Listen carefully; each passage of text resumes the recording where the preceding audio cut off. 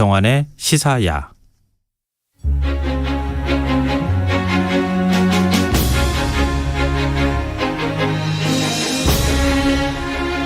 청취자 여러분들께서는 혹시 좋은 유물 찾고 싶으면 국립중앙박물관 수장고를 발굴하라, 이런 말 들어보신 적 있으신가요?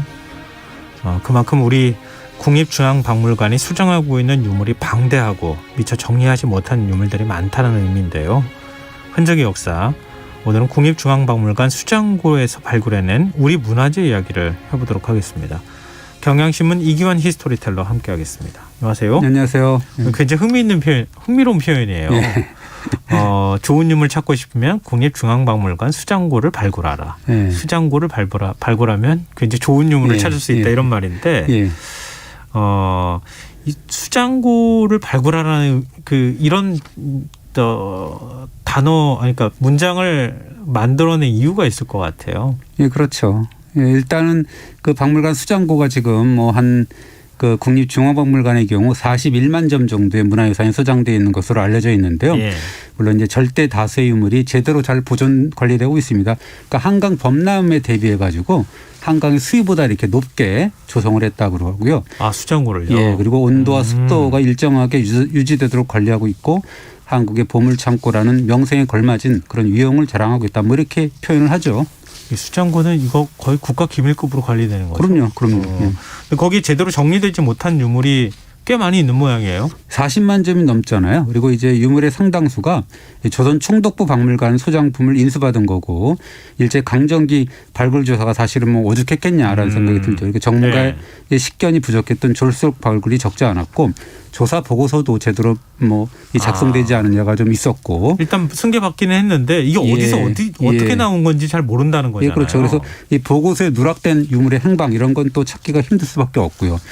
또 이 한국인 중에 발굴이나 유물 관리 전문 인력은 사실상 전무했기 때문에 해방 이후에도 사실 어려웠고, 그러니까 금방 또 한국 전쟁이 발발했지 않습니까? 그래서 한국 박물관 소장 유물들이 부산 뭐 이런 데로 피난도 가고 이래서 그런 이력도 박물관 소장품의 관리 정리를 조금 어렵게 한 부분이 있었죠.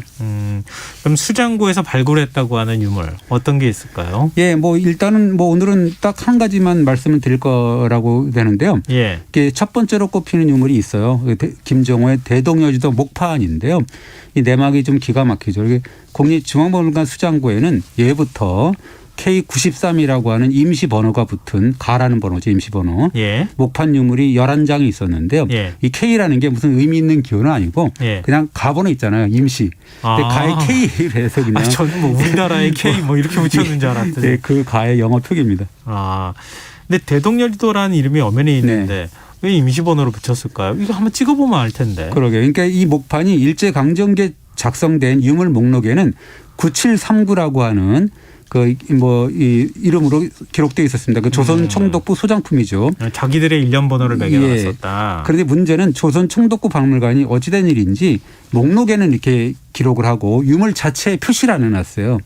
그러니까 이제 이 목판이 해방 후에 한국전쟁이 일어나니까 다른 박물관 소장품들과 함께 부산과 경주로 이렇게 피난을 가는데, 그것이 1970년대에 다시 이 문제 그 목판들이 국립중앙박물관으로 복귀를 했는데, 그 유물 목록에 있는데 유물 번호가 없기 때문에 이게 매치가 안 되는 거예요. 그래서 이 돌아온 목판의 정체를 알 수가 없었기 때문에 이것도 모르는 걸 찾았다라는 의미에서 그냥 임시 번호인 K93을 부여하고 그 목제품 수장고에 보관을 해놨죠. 어떻게 발굴해낸 거예요? 근데 이게 그 한국역사문화지리학회라는 지도 연구자들 모임이 있는데요.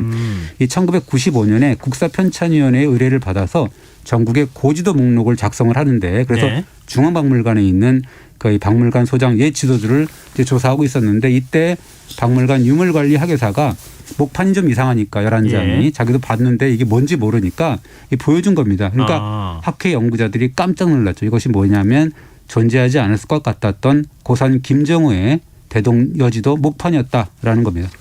근데 그 이전까지 박물관 직원들은 이거 못 알아볼 정도였어요? 그러니까 그때까지만 해도 박물관에 고지도 이 연구자가 없었다라는 게 하나 있었고, 그리고 이제 무엇보다도 언젠가부터 대한민국 사람들이 철석같이 믿고 있었던 이야기가 하나 있었는데, 그건 뭐냐면 그것이 바로 이제 김정호가 백두산을 8번이나 오르내렸고 전국 방방곡곡을 3차례나 돌면서 대동여지도를 완성을 했는데, 조선의 무지몽매한 지도자인 대원군이 국가기밀 누설죄로 김정호의 부녀를 죽이고 대동의 지도와 목판을 모두 불태웠다. 뭐 이런 내용이거든요. 네. 그래서 이제 이 대원군이 불에 태웠다는 대동여 지도 목판이 이 국립박물관 수장고에 보관돼 있다라는 사실을 사실 상상도 못했다. 뭐 이렇게 우리가 볼 수가 있는 거죠. 어디선가 들어본 것 같은 얘기이기도 한 것 같은데. 저도 그렇게 배운 것 같아요. 사실은. 아. 그래서 사실은 이 고산자 김정호로 분 유명하잖아요. 네. 그 지도 제작자 얘기하면서 지리지까지 편찬한 그 지리학자라고 볼 수가 있는데 이 1830년대부터 이분이 예전부터 내려오던 고지도 그런 게 아니라 다른 형식의 지도라고 해서 청구도라든가 동여도 그다음에 지리학자의 면모를 보여주는 동여도지와 여도비지와 같은 지리지를 잇따라 제작을 하고 네. 그러면서 이제 1850년대 말부터 1860년대 초 사이에 본인의 역작인 그 대동여 지도와 대동 지지를 이제 만들기 시작을 합니다.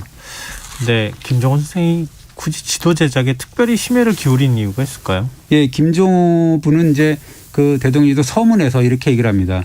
지도라는 것은 나라가 어지러울 때는 적을 막고 그다음에 산한 무리를 제거하고 평화로울 때는 나라를 경영하고 백성을 다스리는 데 필요한 것이다라고 하는데요. 여기서 한 가지 우리가 분명하게 알아야 될 거는 대동의 지도가 우리가 김정호 혼자만의 역작으로 알려져 있는데 네. 그렇지만 김정호가 사실 혼자 북치고 장구치고 해서 만든 것은 아니다라는 사실입니다. 그럼 같이 제작한 사람들이 있었다는 거예요? 네, 김정호가 대동의 지도를 완성한 것이 1861년인데 그 당시 조선의 상황이 굉장히 급급했죠. 그래서 이 내부 정세가 혼란스러웠고 외세는 또 후시탐탐 조선을 노리고 있고 뭐 이랬죠. 네. 그래서 1, 2차 아편 전쟁에서 중국이 영국에게 속절없이 지고 막 이러잖아요. 네. 그러니까 이제 이 뜻 있는 조선의 지식인 관료들이 뭐 나라 걱정이 이제 땅이 꺼져라 걱정을 하고 그중에 외교관 신분이던 신원이라는 분이 이 김정호의 지도 제작을 적극 후원했습니다.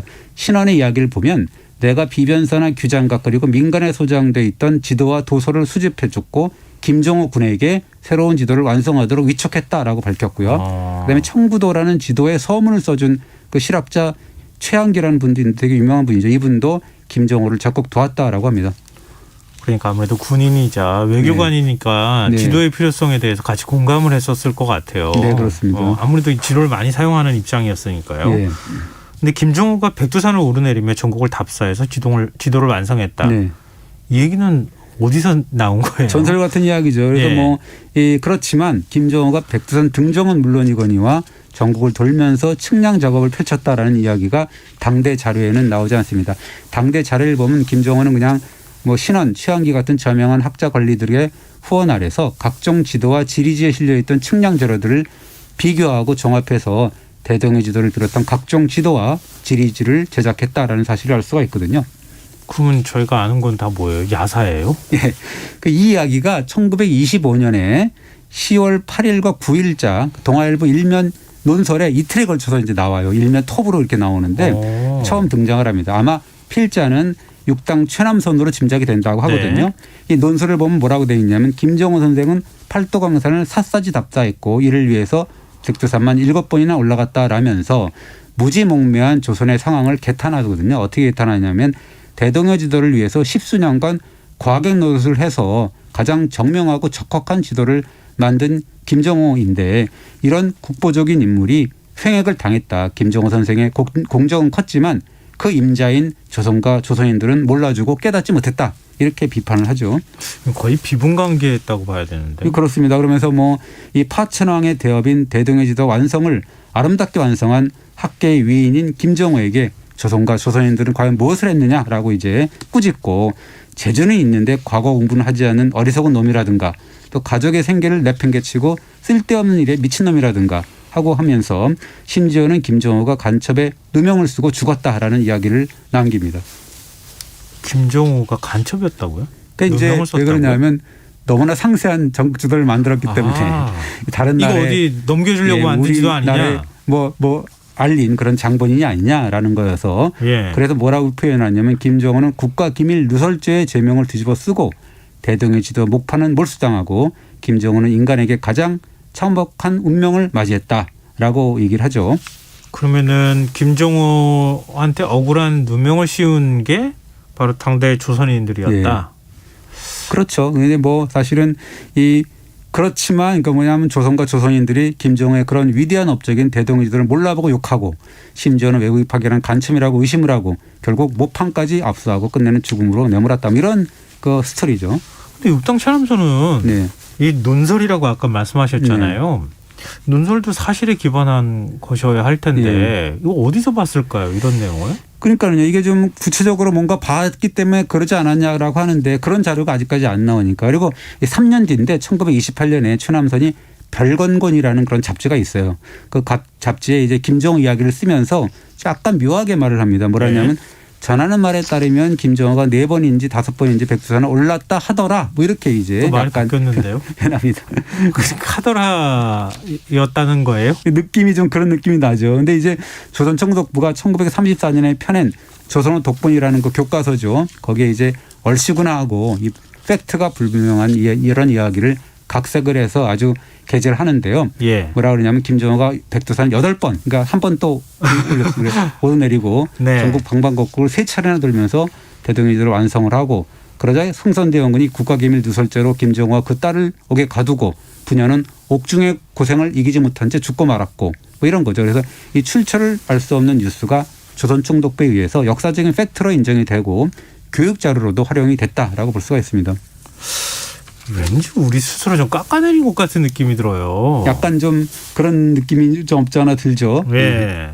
근데 굳이 일제가 김정은 이야기를 이거 어떻게 보면 민족 의식을 고취할 수도 있는 걸로 해석이 될 텐데 예. 왜 이렇게 위인전 스타일로 가르쳤을까요? 근데 이게 좀 약간 미묘하죠. 왜 그러냐면 일제로서는 오히려 불감청이한 좀 고소원일 가능성이 있다. 왜냐하면 이 조선은 김정호 같은 뛰어난 인물에게 누명을 씌워가지고 결국 죽음에 이르게 할 만큼 우매한 나라이기 때문에 문명국인 일본의 통치를 받는 것이 당연한 게 아니냐 뭐 이런 이야기가 될 수도 있잖아요.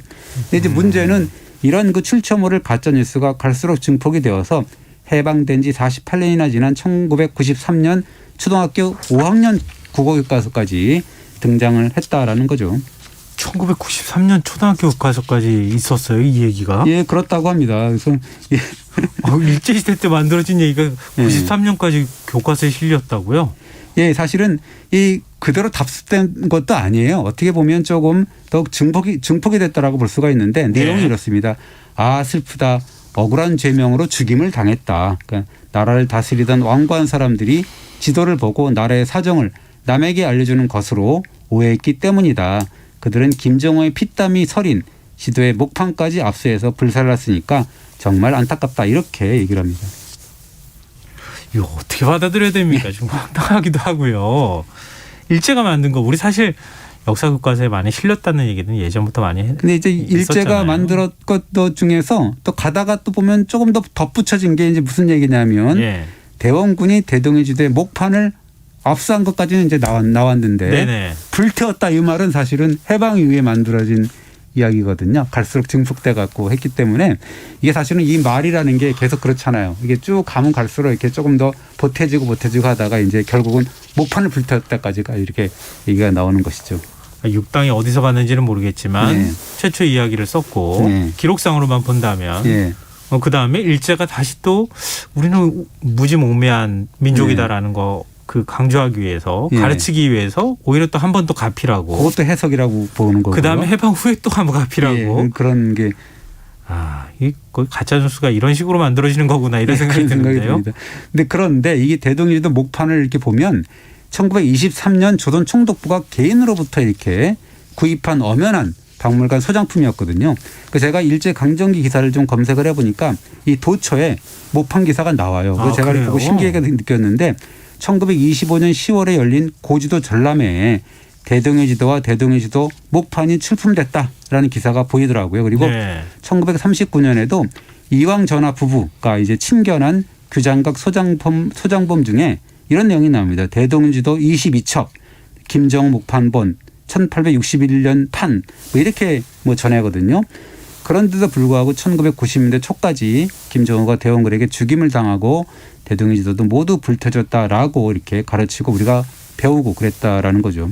그러니까 이른바 가짜 뉴스를 찰떡같이 믿고 네. 그냥 뭐 이거 목판은 당연히 그거 아니려니 예. 이렇게 하고 그냥 넘어갔었다는 거잖아요. 그러니까 이제 박물관 직원들도 이게 뭔가 대동지도라고 써 있긴 써 있는 목판이 하나 있는데 이것이 뭔지 이렇게 처음에 이렇게 생각을 그러니까 어떻게 보면 선입견이라는 게 있기 때문에 교육이라는 게 굉장히 설마 그럴 리가 예, 없어. 그런 이렇게 느낌이 있잖아요. 생각하는군요. 그랬던 거라고 얘기가 됩니다. 참. 근데 그렇다고 해서 김정호의 공적을 폄훼해서 아니 그러면 안 되는 거죠. 왜 그러냐면 이 당대 인물이죠. 최한기 그다음에 유재건 이런 분들이 이제 김정호를 평가를 하는데 뭐라고 평가하냐면 이 김정호는 어릴 적부터 지리지하고 지도 제작의 뜻을 품고 각종 자료를 토대로 해서 이 대동의 지도와 같은 지도를 만들었다라고 하면서 그가 인쇄해서 세상에 놓은 대동의 지도는 정말 상세하고 정밀해서 고금에 비할 수 있는 어떤 그런 지도나 지리지가 없다라고 하는 거고 어떻게 보면 김정호는 당대 어떤 집단 지성의 어떤 후원 아래서 평생의 연구 성과를 집대성한 것이 바로 1861년에 완성한 대동의 지도다라는 것을 알 수가 있습니다. 1861년도까지 생존하신 분이 아니에요? 그 이후에도 생존하셨을 텐데 좀 기록을 잘 남겨놨으면 얼마나 그런데 좋았을까. 이게 보면 이상한 게 뭐냐면 생물연대도 사실은 이 정확치 않아요. 의문점이거든요. 그러니까 그런 생물연대가 의문점인 분인데 그렇게 그 최남선이 그렇게 자세하게 미주알 고주알 쓴 게 참 이해가 안 가는 부분도 있는데 그러니까 최남선이 뭔가 자를 보지 않았을까라는 생각이 들면서도 그게 뭐 마냥 거짓말을 쓴 거는 아닌 것 같기도 하면서도 어쨌든 그런 증거가 없기 때문에 사실은 그렇습니다. 근데 대동여 지도는 굉장히 높게 평가받는 지도잖아요. 그렇습니다. 왜 그러냐면 한국의 전통 지도 가운데 가장 우수하다라는 평을 받고 있는데요. 사실 근대 지도하고 비교해도 표선색이 없는 것이 연구자들이 현대 지도하고 대동의 지도를 이렇게 겹쳐 봤거든요. 아, 얼마나 정확한지. 예, 그런데 이제 별 차이가 없고 다만 이제 백두산 부근에 그런 선 있잖아요. 백두산하고 이 두만강 거기가 약간 이런 다른 게 예. 거기는 사실 가기가 어렵잖아요. 굉장히 고지대고 예, 고원지대고 그렇죠. 그래가지고 그 부분은 뭐 좀 약간 좀 차이가 있더라도 나머지 부분에 대해서는 거의 별 차이가 없고 그리고 이 지도의 특장은 뭐냐면 사용자의 편리함을 최대한 살린 실용성에 있거든요. 사실 이 한반도 전체를 22층 남북 120리 간격으로 나누고요. 각 층에 해당되는 지역의 지도를 각 한 권의 책으로 엮었거든요. 그러니까 어떻게 보면 각 권의 책은 동서 80리를 기준으로 펴고 접을 수 있게 이렇게 만들어놨습니다. 저 지금 살짝 소름이 돋았는데 왜냐하면 이게 발로 다 걸어다니면서 지도를 만든 거잖아요. 위성에서 뭐 사진 찍거나 이런 게 아닌데 어쩌면 이렇게 정확하게 만들 수 있는가. 이게 참 이 아까 앞에까지 그런 기록을 보면 이분이 답사를 해가지고 이렇게 했다라는 것보다는 네. 어떻게 보면 지리적인 상식이나 옛 지리지나 이런 걸 보고서 편집을 기가 막히게 했다라는 것은 워낙 상식적인 그런 게 많았다라는 거여서 굉장히 불가사의한 측면도 없지 않아 있어요. 근데 우리가 휴대용이라고 하는 건데 네. 우리가 예전에 왜 전국지도 이렇게 교통지도라고 해갖고 이렇게 접어서 이렇게 했잖아요. 예. 그런 식이거든요. 굉장히 휴대하기가 편리하도록 만들었는데요. 그러나 이 접힌 쪽을 다 펴갖고 이렇게 내려놓으면 네. 세로가 약 6.7m고 가로가 약 3.8m가 됩니다. 그러니까 대형 조선 전도에 그래서 사람이 아주 되게 작게 보일 정도로 옆에 있으면 예. 그렇게 되거든요. 그리고 이게 또 백두산과 지리산을 잇는 산줄기를 자세하게 이렇게 표시를 해놨는데 이분은 산줄기라는 것은 국토의 뼈대다. 그리고 강줄기는 핏줄과 같은 존재다 해가지고 어떻게 보면 전통적인 자연관을 그대로 반영했다라고 볼 수가 있습니다. 이 지도를 인체와 이렇게 비교를 한 그렇습니다. 이게 보면 거네요. 뭔가 사람의 핏줄 뭐 이런 뼈대 이런 거하고 굉장히 백두대간 같은 것 보면 그런 느낌이 들고요. 이 지도 보면은 현대 지도의 법례에 해당되는 그런 지도표라는 방법을 고안해서 기호화했는데 뭔가 산과 산줄기, 하천, 바다 이런 뭐 성읍지 이런 거를 기호로 표시를 했습니다. 특히나 당대에는 쓰이지 않았던 그런 그 옛 진과 보, 그러니까 군사시설이죠. 예. 산성 이런 거의 위치도 기록을 해놨기 때문에 혹시 전란이 일어날 걸 대비하면 옛 그 산성도 뭐 써야 되잖아요. 그렇죠. 그런 걸 대비하도록 하고 도로 위에 그 점을 그 심리 간격으로 점을 찍었어요. 그래서 지역과 지역 간의 어떤 거리도 쉽게 계산할 수 있도록 했습니다. 그러니까 당대 그 대통령 지도를 보면 조선 사회를 그냥 꿰뚫어 볼 수도 있다. 그래서 어떻게 보면 국가기밀 누설죄 운운했을 것 같긴 하고요. 예. 그러니까 어쨌든 이 김정은의 가장 큰 업적이라고 하는 것은 그동안에는 필사본으로만 전해져서 대중적으로 사용하는데 어려웠던 그런 지도 예전 지도들과 달리 목판 인쇄본으로 대량으로 찍어낼 수 있지 않습니까? 그래서 대중에게 공유할 수 있도록 한 것이 김정호의 혁혁한 공이고 김정호가 뭐 백두산을 안 가고 그 전국을 3번 일주는 하진 않았더라도 그토록 다양한 내용을 그토록 정교한 지도에 담았다라는 사실이 어떻게 보면 더 놀라운 사실이다라고 볼 수가 있는 거죠. 참 대단하십니다. 지금 6986님께서 대전 여의도가 김정은 선생님 혼자 완성한 것이 아니고 여러 사람의 합작품이라는 사실을 처음 알았습니다. 또 이렇게 문자를 보내주시기도 하셨네요. 대동여지도에 대한 흥미로운 얘기, 알지 못했던 얘기 알려주셔서 고맙습니다. 흔적의 역사, 지금까지 경향신문 이기환 히스토리텔러였습니다. 고맙습니다. 네, 감사합니다. 오늘 모바일 상품권 당첨자는 홈페이지 공지사항에서 확인하실 수 있습니다. 김성환의 시사야 오늘 여기까지 하겠습니다. 편안한 밤 되십시오.